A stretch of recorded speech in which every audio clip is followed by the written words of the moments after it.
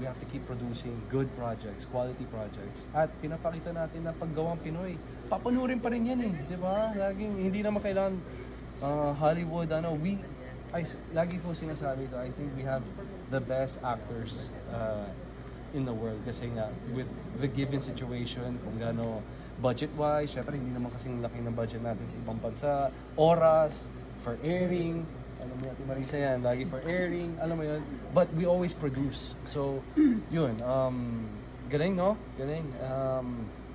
So proud of her. Pinaghirapan niya yun. At I haven't seen it, pero sobrang galing daw niya. Yeah.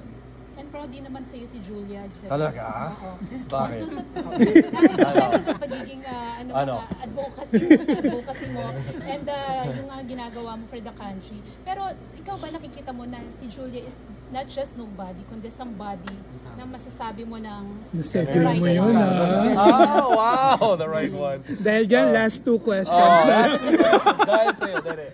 Of course. 5 years na kami, di ba? But, itong moment na to, yung moment na ngayon, let her enjoy. Huwag natin madaliin, huwag natin she's very special to me. Alam naman yun na lahat yan. Hindi naman magbabago yan. But this is her moment. It's long overdue. Para sa akin, she's one of the best, if not the best, sa generation niya. At marami pa siyang ipapakita sa inyo. So, yung isang quality ni Julia, for you to say na she's the right one? Yung personality niya, yung pagiging fighter niya, yung pagiging malambing niya, mukha siyang, di ba, pag tinignan mo siya, parang mukha siyang bata, mukha siya, pretty face lang, pero hindi, she's very, malalim siyang tao, she's very beautiful inside and out. Super. Balik po tayo sa show. Okay. Last question. Last question, please. Okay ka na? Love you, Janice. Wait, I'll say next ka. Congratulations to your new project, Salamat. Nobody. And also, aside from dito, may mga narinig ka ba na bagong mga upcoming projects pa? Narinig? Meron akong ginagawa na by bus with Miss Ann Cortez and Direct Eric Matt. Ongoing din yun.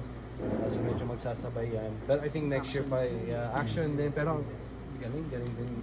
I'm very excited also for that kasi yung pagsasama namin ni Direct Eric was OTJ pa. I think 2013, 2012. So, yeah. So, yun. Dito ba sa Nobody may magiging lady dito? Meron pero ayoko naman I think may plano doon. Isa-surprise din kayo doon. Pero pinagpaalam mo kay Julia? May ganun ba ka nang paalam? Invited ka, Vic, sa grand press con. Sama kita sa last question. You said Nobody is yung biggest comeback mo na pinakamaganda sa tingin mo. Why? No, I sabi ko this is the best comeback since the 2 years kasi minsan kasi sa 18 years ko na, 19 years ko na, syempre ayaw mong gumawa ng show na parang nagawa mo na or diba, you can only do sabi ko nga dati nung ginagawa namin yung last show ko is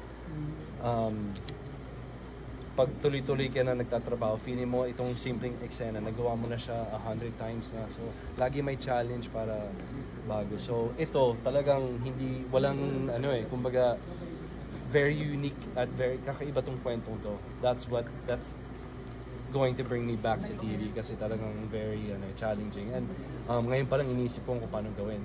Dahil napaka-challenging but close to my heart kasi nga yung character. So, yun. Okay. Thank you.